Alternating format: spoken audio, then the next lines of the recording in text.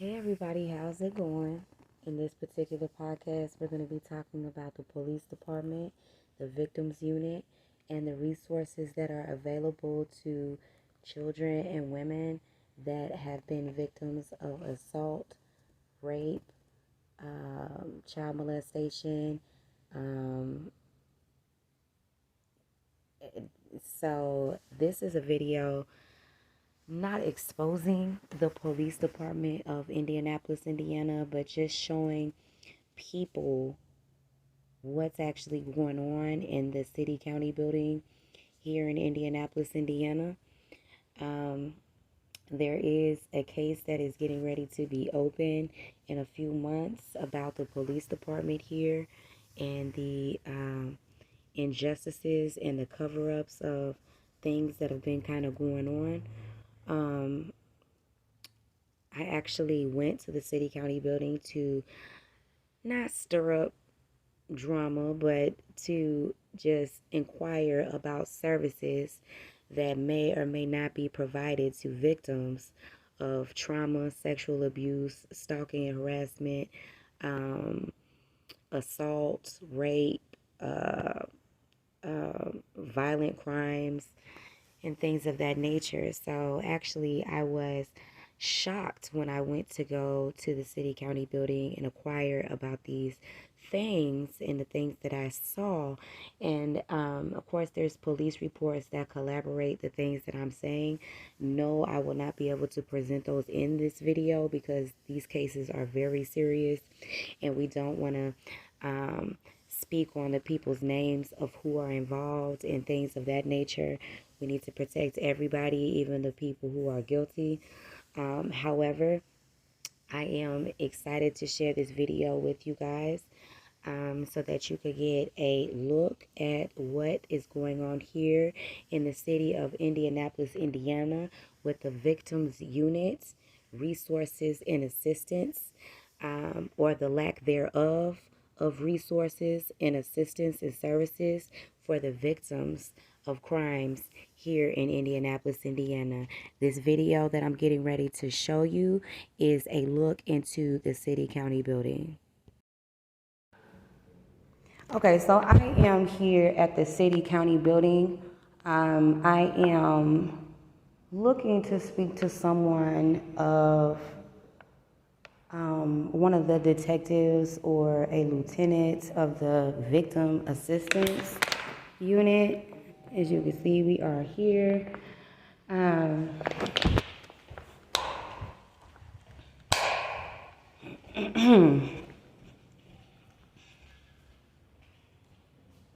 Okay. They also have the polygraph unit here is 316. They have the criminal investigations, and you can see that that's E312. And they have forensic 320. They have the assault unit, and they also have the homicide branch. So we are looking for the victim assistance unit. And as you could clearly see, they do not actually have a victims unit because they're saying that it's room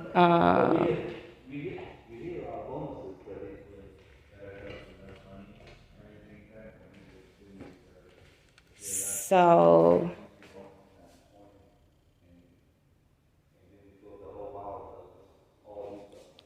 and here we are. This is the Indianapolis Metropolitan Police Department investigations. So clearly you could see that there is no victim assistance unit here on this floor. So,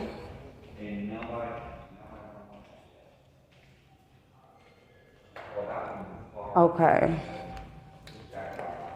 And this would be,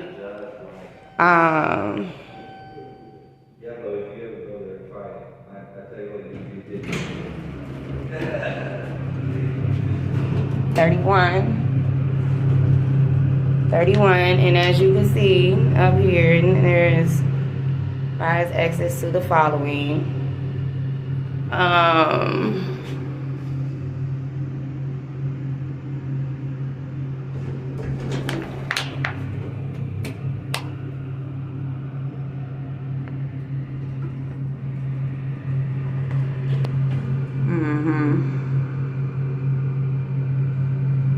Yeah, so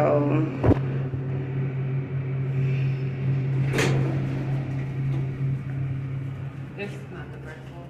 no, I'm not looking for the first one. Okay, so this is the IMPD Office of the Chief of Police, and Christopher is actually the assistant chief.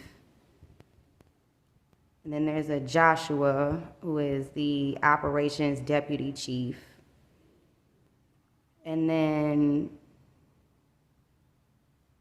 okay.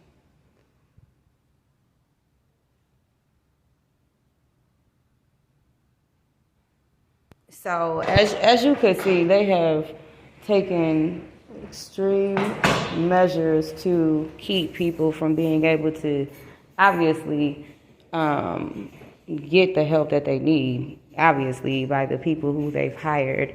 And the majority of these places are not even in service. From what I'm seeing, it doesn't look like they're in service. So this is the Indianapolis Metropolitan Police Department finance. And as I said, we are not actually looking to acquire finances from the police department. And let's not forget, we have the executive office here. So you could see what's on the second level.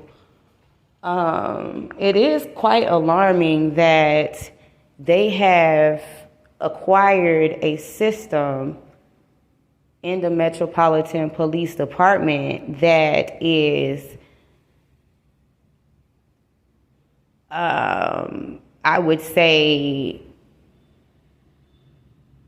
making it very difficult. I would say that they have created obstacles to keep people from being able to receive justice for things that have happened. And not to mention, they've also moved their courts to the Justice Way.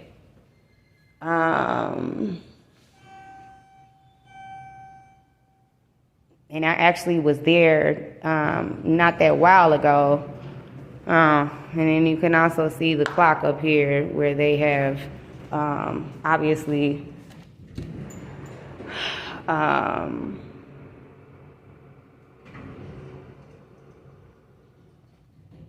okay, so I'm going to say that this has been very, very informational.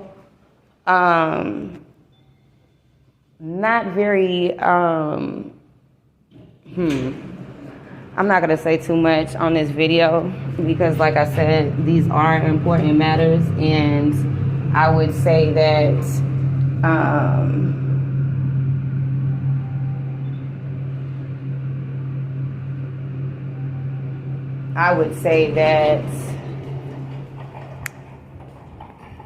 yeah, so they are actively trying to, matter of fact, let me get a, yeah, so that's where we just came from there, as you can see. And none of their offices are actually open because, you know, when I come around, they like to hide. You know, they like to hide and shit. It's cool, though. I ain't mad or whatever. Let's see, where else did I need to go in here? And then, as you guys know, the case that was previously open in the court, you could see that they have, this is the reason why we had to close the case, because of stuff like this, you see. So, yeah.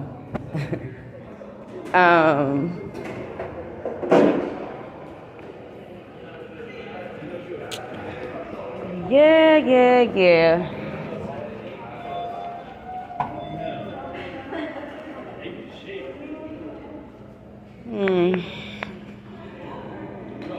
Yeah, so they got the service elevator, but they're not really offering services. Their victims unit isn't even open, so I don't know what the fuck they're doing in here. I don't know. There's Garrett. Good old Jay Garrett. Alrighty. I don't know what they're doing in here. Oh, and look at this, property tax. Joke's on them, though, because I don't own that property anymore, so I don't owe taxes on it. Dummies. Anyway, it's been a pleasure. It's been a pleasure.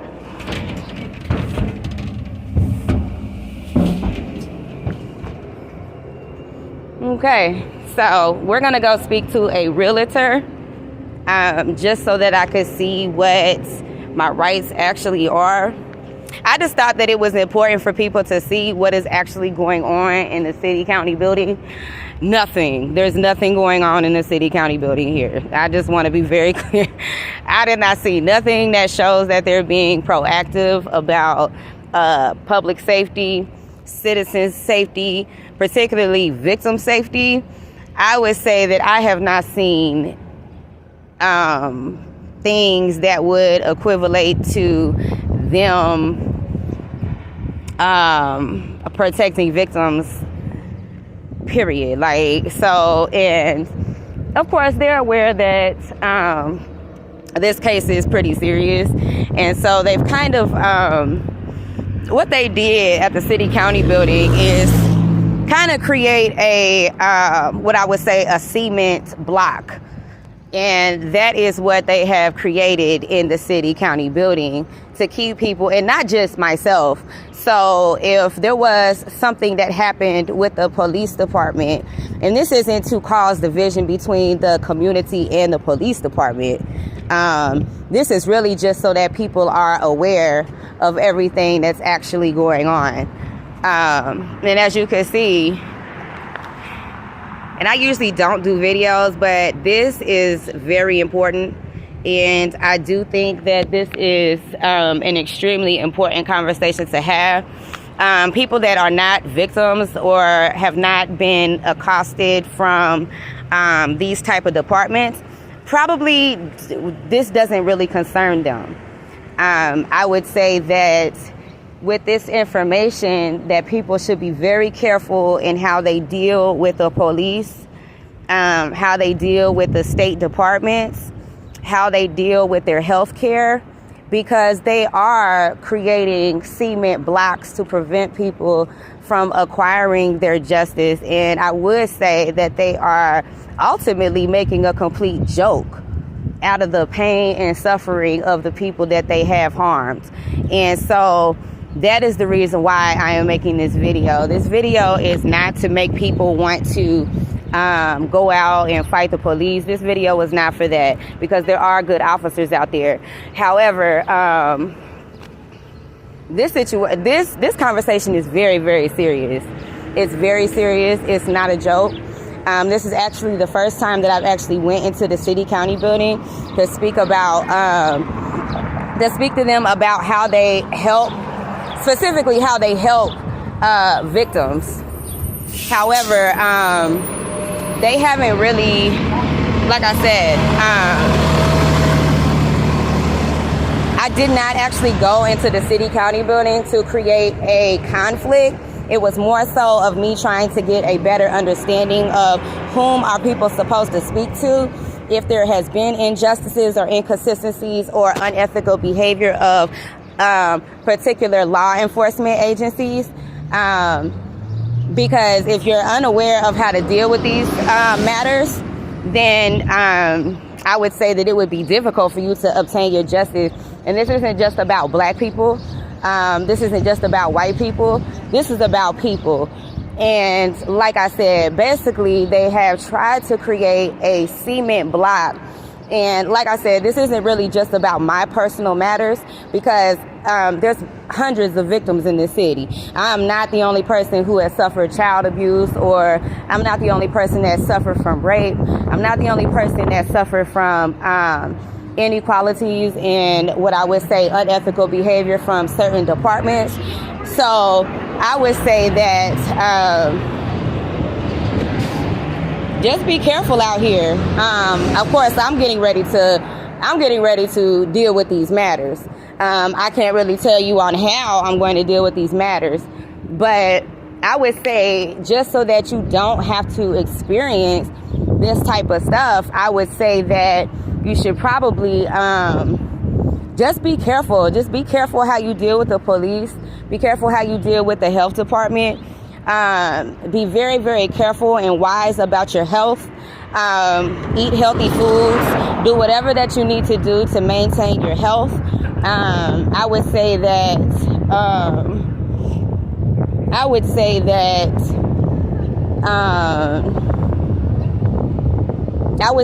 if you are a victim of police unethical behavior, or just a victim period, I would say that it would probably be better to protect yourself and to not really depend on the police department. Now is not really a good time to be a victim. I'm just going to be very, very honest and very, very blatant about it. Now is not the time to be a victim. So I would say that the best thing for you to do would probably be to provide yourself with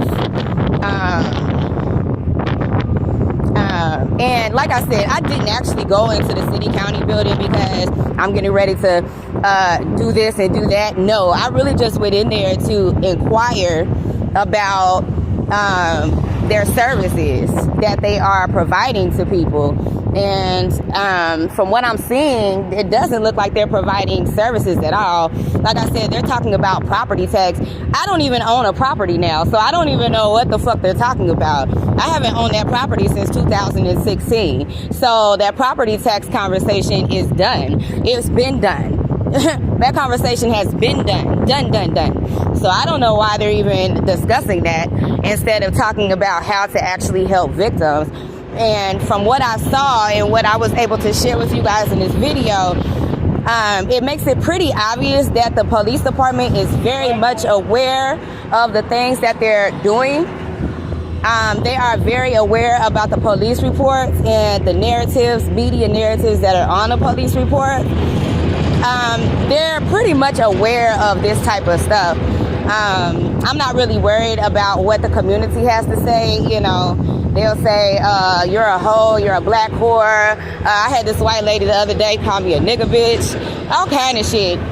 But like I said, just because they want to act egregiously doesn't necessarily mean that I have to act that way. So I just allow them kind of just to do whatever they need to do. I am actually getting ready to go to Atlanta, Georgia. So once I go to Atlanta, Georgia, I'm going to deal with the matters that I'm going to be dealing with there. And then once I come back to Indiana, we're going to address the inconsistencies of the things that they are doing here.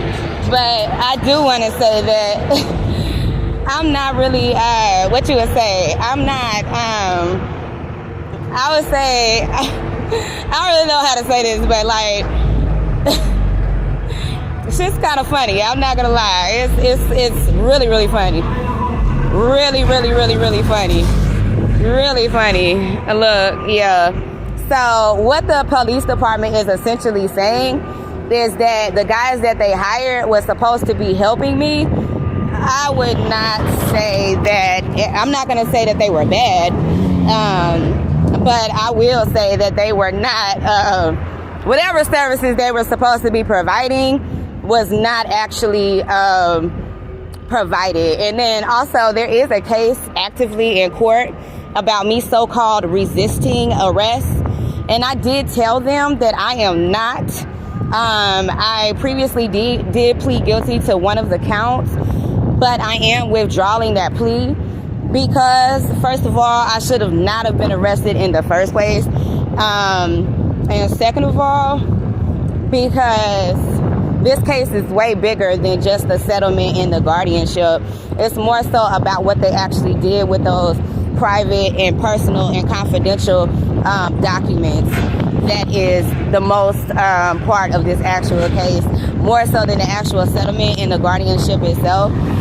But like I said, it's really just important so that you understand how the system of Indianapolis is working right now.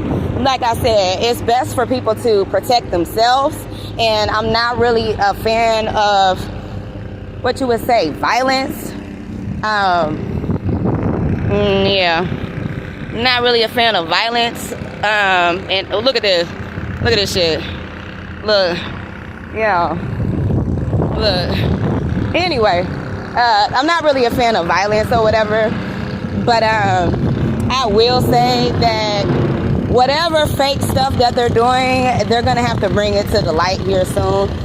So I'm kind of excited about that. They do keep talking about something about Ohio. I don't know what about it. I don't even know, because I was only in Ohio for just a little while, so I wasn't even in there that long. Not really sure what the fuck it is that they're doing, but hopefully they speed it up and get on with whatever it is. You know what I'm saying? Whatever it is, hopefully they speed it up and get on with it, because they keep talking about Ohio, but nothing happened in Ohio. So I'm just hoping that they're ready to bring about whatever it is that they're talking about, and not draw it out and drag it out, because whatever it is, I don't really understand why they're taking so long to discuss whatever it is. But like I said, I think that I'm not gonna make this video super long, because really I didn't want to do the video, but I did think that it was alarming that the victims unit is not even open. Wait a minute. The victim unit isn't even open. So I would say that it's pretty interesting, man. I think that the departments know that they've messed up. I think that they know that they have screwed up. And I think that they have went through, I can't discuss matters of the case, but I will say that they went through extreme lengths to try to take the conversation away from the things that they did and try to place blame on me. But however, I haven't actually committed a crime, so that's going to be really difficult for them to actually place the blame on me. But I just wanted people to be aware, and like I said, because this case isn't necessarily just about me, it's about justice. And like I said, it is important for people to see that it is Tuesday, so it's not a Friday, it's not a Saturday. There's no reason why people shouldn't be in the office, okay? But it just seems like every time I come into the building, there's nobody in the office. Alright, let's get a look at it. Yeah, there's nobody in the office. And so that just goes to show you how ridiculous these folk really are. You know, there's nobody in the office. I just think that that is just fucking hilarious. Seriously. I just think that part is just the most funniest of it all. And like I said, if it is true that they feel like they've got some type of case against me, Dollar General definitely has no case against me. My criminal record is damn near clean, so I don't even know what the fuck they're doing.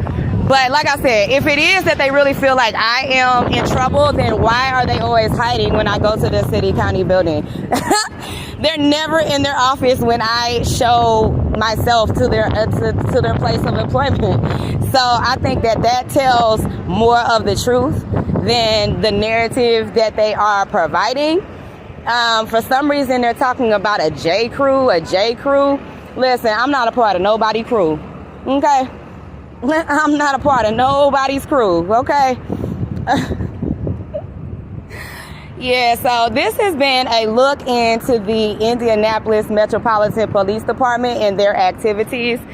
Yeah, like I said, if they had a case against me, they most certainly wouldn't be hiding in the office, okay? I'm just saying, they most certainly would not be hiding in the office.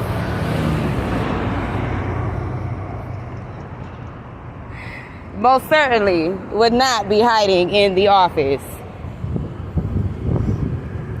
Yeah, so, all right, that's enough of this video, y'all. I just wanted y'all to see what type of activities were not going on in the city county building. I'm actually supposed to be speaking to a realtor today, so I might kind of just be here in this area for a little while I look to speak to an actual what would you say, while I actually look to see if I can find a realtor, I need to make an appointment to speak with them so that we can see what the law is and what the law isn't. Clearly, they're still talking about this guardianship case, but the guardianship case was closed and the letter actually came from the city county building. So not really sure why they're still talking about that. That makes no sense. And whatever property tax is due on 8336 Woodall Drive has nothing to do with me. It has nothing to do with Ashley Marie Peterson, because my name is not even on the deed now. My name was on the deed when I actually owned the property. I do not owe property tax for a property that I no longer own. Whatever property tax is due on there is something that Alex Young needs to pay, because he is the current owner of that property. So they don't need to be talking to me about property tax. They need to be talking to Alex Young about whatever property tax is due on that particular property. Yeah, so there's that on that, okay? And like I said, I can't say too much about what my plans actually are, but like I said, I just really wanted people, specifically people that are not, people that don't live here in Indianapolis, Indiana, to kind of see what the city county building is actually doing, or the lack thereof of the activities that they are not doing. Because when it's kind of alarming that when I go to the city county building, all of a sudden nobody is in the office. That's kind of alarming to me, you know what I'm saying? Because they know I'm going to go in there and ask tough questions that they don't want to answer. They know that I'm going to get to the point. And yeah, so it's really just as simple as that. You know, it's really just as simple as that. So, all right, you guys. Like I said, I'm just... and I know that they're still talking about this guardianship and this deed and all that stuff, and we're going to talk about that. We are going to talk about that. But what we're not going to talk about is the fact that they wrote these narratives and now they want to act like, and see, I did speak to one of the women in the office, and she specifically said that each department is, bitch, my name is not California and I am not from California. You see, look, since I got this on video, look at this shit. Look how pressed they are. But they can't be in their office at the city county building in the victims unit to help the actual victims. But they got time to sit here and talk about California. They got time to talk about California, though. You see, and I wasn't going to make this video that long, but hey, why not? I'm already recording, so I might as well, right? Fuck it, I'm already recording, so... I'm already recording, so I might as well just show you what the fuck goofy ass shit these folks are actually doing. What does California have to do with this shit? Is it because of my Facebook posts? And I'm gonna tell you, I could post whatever I want on my social media page. I could post whatever I want. And there's nothing they could do about the stuff that I post on my Facebook page. There's nothing that they can do about what I post on my Facebook page. Nothing. There is nothing they can do legally about what I post on my Facebook page. But if you are a person that has looked at my Facebook page, you will see that there's nothing on my Facebook page except for advocacy against child abuse. There's absolutely nothing on my Facebook page that's illegal. There's nothing on my Facebook page that's threatening. There's nothing on my Facebook page that addresses any individual with their names. I've not tagged people and said, oh, so-and-so senator is this. And no, I've not made no threats on my social media at all.